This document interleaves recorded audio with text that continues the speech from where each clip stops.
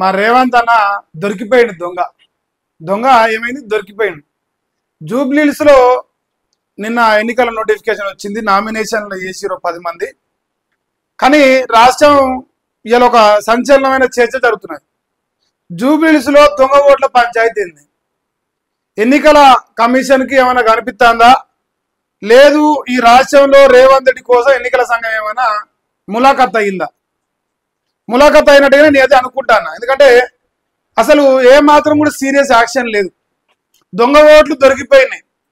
మాలాంటి media channel ఎన్నో మంది నిన్న ఎవిడెన్స్ బయట పెట్టరు. అందరి చర్చ ఒకటే, జూబ్లీహిల్స్ లో దొంగ ఓట్లు తీసుకొచ్చింది కాంగ్రెస్ పార్టీ, అది కూడా నవీన్ కుమార్ యాదవ్ అని చెప్పేసి చర్చ జరుగుతుంది. ఎందుకంటే మొన్న ఆయన ఓట్ల పంపిణీ కార్యక్రమం పెట్టుకున్నాడు. మరి పంచింది మొత్తం ఆ దొంగ ఓట్లేనా అనే డౌట్ కూడా ఉన్నది ప్రజల లోపల. మళ్ళీ ఎక్కడైతే దొంగ ఓట్లని ఆరోపణలు వస్తున్నాయో అక్కడికి వెళ్ళి మైక్ పెడితే అసలు ఇక్కడ మనుషులే లేరని చెప్తారు సమాధానం. ఇక్కడ మనుషులే లేరు, వాళ్ళు ఎవరో మాకు తెలియదు, మాకు ఇదంతా ఈ చర్చకు మాకు సంబంధం లేదు, నన్నేం అడగదు, నాకేం తెలియదు అనే కడుకున్నది చర్చ. కానీ మరి ఎన్నికల సంఘం సీరియస్ గా యాక్షన్ తీసుకుంటుందంటే లేదు లేదు, అన్ని మంచి ఓట్లే ఉన్నాయి, అసలు దొంగ ఓట్లు అనేవి లేనే లేవు అన్నట్టుగా కలరింగ్ ఇచ్చే ప్రయత్నం చేస్తుంది. ఎవరో ఒకరు కోర్టుకు వాళ్ళని అవసరం కనిపిస్తుంది నాకు తెలిసి. ఇంకా రేపా మాప మరి కోర్టుకు పోతే పోవచ్చు. దొంగ ఓట్లు దొరికిపోయినాయి. 43 దొరికినాయి, 22 దొరికినాయి, 20 దొరికినాయి, రేపో మాప 100 కూడా దొరుకుతాయి. గుట్టలు గుట్టలుగా దొరుకుతున్నాయి. మళ్ళీ 1-2 దొరుకుతలేవు. దొరికిన కాడ ఉంటే 10, ఉంటే 20, ఉంటే 30, ఉంటే 40 ఇట్లా దొంగ ఓట్లు. మరి రేపు ఒక వర్గం, సామాజిక వర్గం ఉంటుంది, ఒక వర్గంతో దొంగ ఓట్లు వేయించే ప్రోగ్రాం జరుగుతుంది. ఇప్పటి వరకు కాంగ్రెస్ పార్టీకి అయితే జూబ్లీహిల్స్ అసెంబ్లీలో ఓట్లు పడాయో అందులో వేల కొద్ది దొంగ ఓట్లతోనే గెలిచి అంటారుగా, ఆ అరాకొరి ఓట్లు వచ్చినాయి, లేదా అది కూడా రాకపోతుండే అనే చర్చ కూడా ప్రజల లోపల జరుగుతుంది. సో ఇది టైటిల్ ఏంటంటే ఇలా గుట్టలు గుట్టలుగా దొంగ ఓట్లు దొరుకుతున్నాయి, అది ఓపెన్ సీక్రెట్. మరి ఇప్పుడు ఇలా నమస్తే తెలంగాణ దాదాపుగా పేపర్ మొత్తం నింపింది ఈ వార్తను. వాళ్ళ ఆలోచన మొత్తం చలో ఇలా మనం వదిలిపెట్టేది లేనే లేదు, పట్టుకోవాల్సిందే, సంపాదించాల్సిందే అని చెప్పేసి అనుకుంటున్నారు. ఈ రాష్ట్రంలో జూబ్లీహిల్స్ లో ఎవరు గెలిస్తే వాళ్ళే అధికారంలోకి వస్తారు అన్న చర్చ జరుగుతున్నది. అది ఇంకిన్ని దొంగ ఓట్లు అయితేనే గెలుస్తాం అంటే లాస్ట్ టైం ఓడిపోయినాం, మరి దొంగ ఓట్లకి పెరిగితేనే గెలుస్తాం అని చెప్పేసి కూడా వీళ్ళు ఈ దొంగ ఓట్లు తీసుకొచ్చే ప్రయత్నం జరుగుతున్నాయి.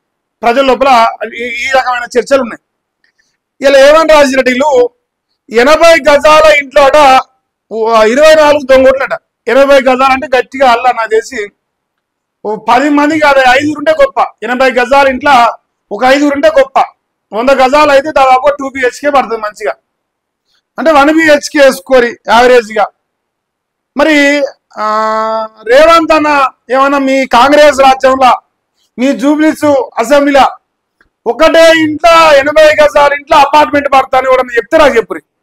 నాకు తెలిసి అయితే అపార్ట్మెంట్ 200 మినిమం 200 స్క్వేర్ యార్డ్లు కావాలి. మినిమం ఒక అపార్ట్మెంట్ కట్టాలి G+5 అంటే మినిమం. అది మాక్సిమం ఎంత ఉండొచ్చు, మినిమం అయితే మినిమం 200 స్క్వేర్ యార్డ్ లేని 250 లేని ఒక అపార్ట్మెంట్ G+5 అయ్యారు. మరి రేవంత్ అన్న నిన్నంటే ఇల్లు అని చెప్పినాం, ఇది అది సంస్కృతి అవెన్యూనా ఏదో, అది ఇల్లు అలా 43 కోట్లు ఉన్నాయి, 15 ఫ్లాట్లు అని చెప్పినాం. మరి ఇప్పుడు కొత్త చర్చ వచ్చింది, 80 గజాల ఇంట్లో 24 ఓట్లు ఎట్టుంటాయి, మళ్ళా అది సకుటుంబ సపరివార సమేతంగా ఉన్న కుటుంబమా, ఉమ్మడి కుటుంబమా? ఉమ్మడి కుటుంబంలో కూడా 24 ఓట్లు అంటే ఎంతమంది పిల్ల మొగళ్ళు, ఎంతమంది పిల్లలు ఉండాలి, ఎంత సంసారం ఉండాలి, ప్లస్ అందులో 24 మంది 18 ఏళ్ళు దాటి ఉండాలి.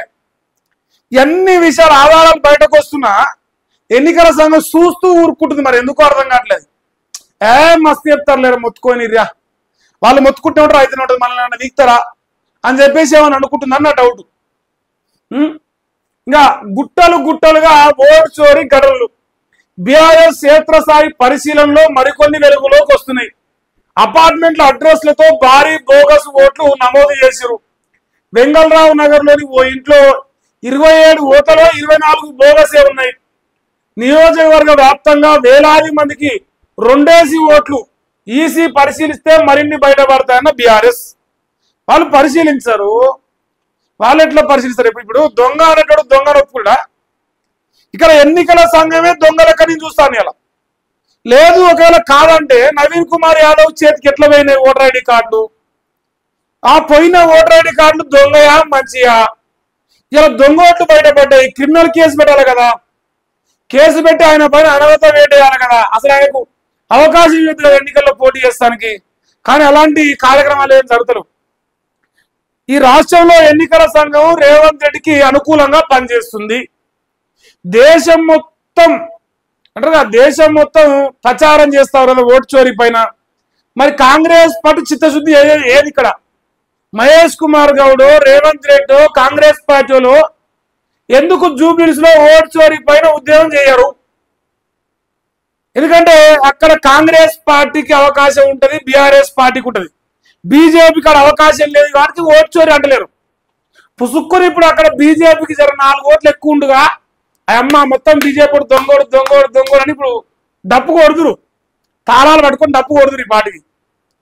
కానీ ఇప్పుడు విషయం బయట పడిపోయింది, దొంగ ఓట్లు దొరుకుతున్నాయి, ఇంకా ఇంకా దొరుకుతాయి, ఇంకా ఇంకా దొరుకుతాయి. నవంబర్ 11 వరకు ఛాన్స్ ఉంది.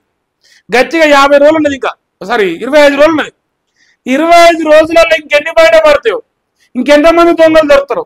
కానీ ఎన్ని దొరికినా ఎట్టి బస్సులో నవీన్ కుమార్ యాదవ్ని పక్కన జరపరు కాక జరపరు. ఎందుకంటే ఎన్నికల అధికారులు రేవంత్ రెడ్డితో ములాఖాత్ అయ్యారంటున్నాను నేను, నా ఓపెన్ స్టేట్మెంట్. ఇంకా కాంగ్రెస్ ఓటు చోరీ ఉదంతాలు తవే కొద్ది బయటపడుతున్నాయి. జూబ్లీహిల్స్ నియోజకవర్గంలో బీఆర్ఎస్ ప్రతినిధులు చేపట్టిన క్షేత్రస్థాయి పరిశీలనలో విస్తుపోయే విషయాలు వెలుగులోకి వస్తున్నాయి. జూబ్లీహిల్స్ నియోజకవర్గంలో కాంగ్రెస్ పార్టీ వేలాదిగా దొంగ ఓట్లను సృష్టించినట్లు ఆరోపణలు వెల్లువెత్తున్న సంగతి తెలిసిందే. ఎలక్షన్ కమిషన్ విడుదల చేసిన ఓటర్ల తుది జాబితాలో ఈ బోగస్ ఓట్లు ఉన్నట్టు బీఆర్ఎస్ పరిశీలనలో తేలింది. ఇప్పుడు దీనికి ఏం సమాధానం చెప్తారు మరి? వాళ్ళంతా అమెరికాలో ఉన్నారు, వాళ్ళంతా అమెరికాలో ఉండి ఓటు అప్లై చేసారు, అట్లే చెప్తారు వాళ్ళు. ఎన్నికల సంఘం జనాల్ని పిచ్చోళం చేస్తున్నది, ఇక్కడ కళ్ళకు కనిపిస్తున్నది. ఇంకా ఇక్కడ వీళ్ళు చూడరా, ఎక్కువ ఓట్లు ఉండడం సహజమే, ఒకే నెంబర్ పైన ఎక్కువ ఓట్లు ఉండొచ్చు, ఇలాంటి బహుళ అంతస్తుల్లో ఉండే ఛాన్సు. అదే G+5, G+6, G+7 ఎట్లా? ఇప్పుడు సరే బహుళ అంతస్తులు గేటెడ్ కమ్యూనిటీస్లో ఉంటాయి ఓట్లు ఒకటే అడ్రస్ పైన, తప్పేమీ లేదు. కానీ ఇక్కడ విషయం ఏంటంటే బహుళ అంతస్తుల్లో ఆక్యుపెన్సీ ఎంత ఉన్నది, ఎన్ని ఫ్లోర్ల బిల్డింగ్ ఉంది, ఎంత ఆక్యుపెన్సీ ఉంది, ఎన్ని ఫ్లాట్లు ఉన్నాయి, ఎన్ని ఫ్లాట్లలో ఎంత జనాభా ఉంది, అది కట్టి ఎన్నేళ్ళు అవుతుంది, ఎన్నేళ్ళకి వెళ్ళి కట్టిరు, ఎంతమంది వచ్చి నిలబడ్డారా, అది ఆడ మనం చర్చ పెట్టాల్సింది. ఇప్పుడు ఇక్కడ పాయింట్ ఏంటంటే దొంగ ఓట్లు ఉన్నాయనే విషయం తెలిసినా కూడా ఇంకా దాన్ని కప్పిపుచ్చే ప్రయత్నం, ఇంకా దాన్ని భ్రమించే ప్రయత్నం.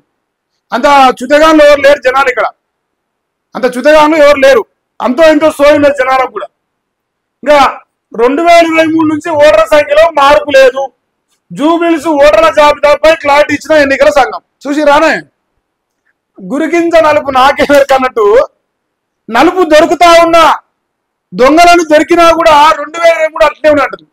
అంటే మాగంటి గోపినాథ్ కూడా 2023 ఎన్నికల్లో గెలిచినప్పుడు ఆయన కూడా దొంగోటుతో గెలిచిండు, అందువల్ల మీరు ఇప్పుడు అన్ని మూసుకొని ఉండాలి అని చెప్పేసి చెప్తూ, నేనేమంటున్నా మాగంటి గోపినాథ్ కూడా దొంగోటుతో గెలిచాడు ఒప్పుకుంటే కావాలంటే, కానీ ఇప్పుడు దొంగ ఓట్లు లేవాలి కానీ ఒప్పుకోను. నిన్న బయటపడ్డది కానీ 43 ఓట్లు ఉంటే 4 ఫ్యామిలీలు ఉన్నాయి. G+5లో 5 ఫ్లోర్ల బిల్డింగ్ లో 17 ఫ్లాట్లు ఉంటే ఆ బిల్డింగ్ రేవంత్ రెడ్డి ప్రభుత్వం వచ్చినట్టు కట్టిరు, కానీ అందులో ఓట్లు మాత్రం రేవంత్ రెడ్డి రాకముందు నుంచి ఉన్నాయి. అంటే ఆ రోజు దొంగ ఓట్లే, ఈ రోజు దొంగ ఓట్లే. 23 ఎన్నికలు కూడా దొంగ ఓట్లు పడ్డాయి, అది కూడా కాంగ్రెస్కే పడ్డాయి. ఎందుకంటే కాంగ్రెస్ ఫేవర్ ఓట్లను వాళ్ళే ఒప్పుకుంటారు. అంటే కాంగ్రెస్ కి మన ఏదో 2023 ఎన్నికలు వచ్చిన ఓట్లు అందులో కూడా దొంగ ఓట్లు ఉన్నాయి. కొత్తగా ఓట్లు పెరగలేదంటే మరి మాగంటి గోపినాథ్ గారు ఇంక ఎక్కువ మెజారిటీతో గెలవాల్సి ఉండే, ఈ దొంగ ఓట్ల వల్ల తక్కువ మెజారిటీతో గెలిచిరా అనేది నా డౌట్. ఇంకా బ్రహ్మాండమైన విషయం ఏంటంటే ఈ 4 ఫ్యామిలీలు ఆడ ఉంటే ఆడ చెప్తున్నాయంటే ఈ బిల్డింగ్ లో ఉండేది 4 ఫ్యామిలీలు, కానీ అపార్ట్మెంట్ 15 ఉన్నాయి, కొత్త గట్టిరు, ఆక్యుపెన్సీ లేదు, ఇంకా అమ్మలేదు, అమ్మినా వాళ్ళు రాలేదు, వాళ్ళు నిన్న 20 ఏళ్ళకి వెళ్ళి ఉన్నారు చెప్తారు. అక్కడ 25 సంవత్సరాల నుంచి నేనే ఉంటా, ఈ బిల్డింగ్ లో ఓట్లు చావలే, ఈ బిల్డింగ్ నిలమన్నా గట్టి మీద నాశనం అయ్యారు. ఇంతకంటే సాక్ష్యం ఇంకేం కావాలి ఎన్నికల సంఘానికి? మషామోరు మీద కూర్చుంది. మరి రేవంత్ రెడ్డి మరి ఏమన్నా చేసిండా, మంత్రాలు చదివిండా నాకు తెలియదు. జనరల్ గా రేవంత్ రెడ్డి ఒక డైలాగ్ ఉంటుంది మా అన్నది, ఇగో జనం పిచ్చోలు, జనంకి మోసపోయే రోగం వచ్చింది, నీ మోసం చేసే వైద్యునైనా అని చెప్పిండు. ఇప్పుడు చివరకు ఎన్నికల సంఘం కూడా మోసపోయే రోగం వచ్చిందా అనిపిస్తుంది. ఎన్నికల సంఘం కూడా మోసపోయి జనాల్ని మోసం చేస్తుంది. ఇక్కడ వాస్తవమైన విషయం కదా. 44 మందిలో ఉన్నది ఇద్దరే. జాబితాలో 42 మంది ఎవరో తెలియని వైనం వెల్లడించిన సంస్కృతి అపార్ట్మెంట్ వాసులు. నేను చెప్పిన కదా, అలా ఉన్నది 42 మంది అంటారు కానీ అలా ఎవడు లేడు. 43, 44 అని వాళ్ళు రాసిన 43 లెక్క. అలా ఎవడు లేడు. వాడు అసలు అల్లకు రాలేదు. అల్ల భవిష్యత్తులో అంటే గతంలో లేరు, భవిష్యత్తులో ఉండే అవకాశం లేదు. ఆక్యుపెన్సీ లేని ఎట్లుంటారు? బాకా పత్రాల్లో ఏమీ జరగలేవని కాంగ్రెస్ ప్రచారం, వాటినే ప్రచారం చేసిన అధికారులు ప్రకటన చేస్తారు. ఏదైతే కాంగ్రెస్ పార్టీ సోషల్ మీడియా హ్యాండిల్స్లలో ప్రచారం జరుగుతుందో దాన్నే ఎన్నికల సంఘం అనుసరిస్తారు. రేవంత్ రెడ్డి స్క్రిప్ట్ చదువుతారు అంతే. అన్న స్క్రిప్ట్ పంపించిండు, ఆ స్క్రిప్ట్ ని చదువుతారు. సో దయచేసి ఎన్నికల సంఘం పైన గౌరవం ఉండాలంటే నేను చెప్తాను, ఓట్ చోరీ జరుగుతున్నది తెలంగాణలో జూబ్లీస్ అసెంబ్లీలా. అది తేటతెల్లం అయిపోయింది. ఇంకా దాన్ని కప్పు ఉట్టించి మీరు లంగ పేరు తెచ్చుకోవద్దు. మీకు గొప్ప పేరు రావాలి, మీకు మంచి పేరు రావాలంటే అన్ని మూసుకొని నిజాలు ఒప్పుకొని ఆ నవీన్ కుమార్ అంటే పగ తప్పిరి, లేదంటే కాంగ్రెస్ పార్టీ మొత్తంగానే బహిష్కరించురు ఆ ఎలక్షన్ నుంచి. ఎందుకంటే కాంగ్రెస్ పార్టీ చేసింది ఇది, వాళ్ళే ఒప్పుకుంటారు కదా. ఇప్పుడు డిఫెన్స్ లో పడిపోయింది రేవంత్ రెడ్డి. వాస్తవానికి ఇన్ని రోజులు బీజేపీ పైన అటాక్ చేసేది. ఎప్పుడైతే రఘునందన్ రావు గారు దొంగ ఓట్ల పంచాయతీ షురూ చేసిరు, ఇప్పుడు బీజేపీ చేతులకు వెళ్ళి బంతి బీఆర్ఎస్ చేతిలో పడ్డది. ఇప్పుడు బీఆర్ఎస్ ఆట ఆడుతుంది, నాయిన్ డాన్స్ చేస్తుంది ఓటు చోరీ పైన. మరి ఢిల్లీలో కథలు చెప్పే రాహుల్ గాంధీ గల్లీలో ఏం కొడతారని చూడరా మీ కాంగ్రెస్ పార్టీ అనే ప్రశ్న కూడా ఉత్పన్నమవుతుంది. మరి ఇంకా మారుతారా, సస్తారా, ఏట పడతారా మన తెలియదు.